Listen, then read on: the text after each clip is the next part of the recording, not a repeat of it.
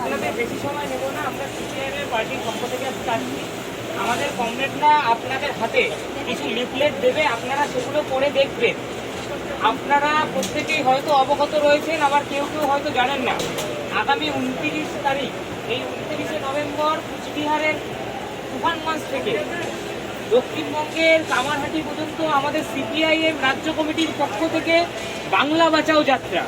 এই বাংলা বাঁচাও যাত্রার মাধ্যমে, বামপন্থার মাধ্যমে এই বাংলাটাকে আবার আমরা বাঁচাতে চলেছি এই যাত্রার মাধ্যমে।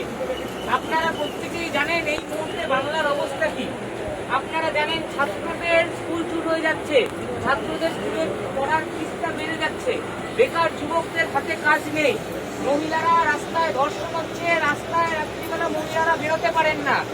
রাজ্য জুড়ে বিগত 14 বছর ধরে রাজ্যে শিল্পায়ন নেই, কৃষকদের ফসলের দাম নেই।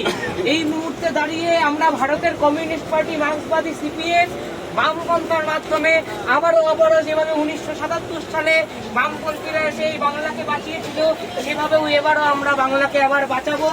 আপনাদের প্রত্যেককে আমাদের এই 5 মিনিট কথা শোনার জন্য অভিনন্দন।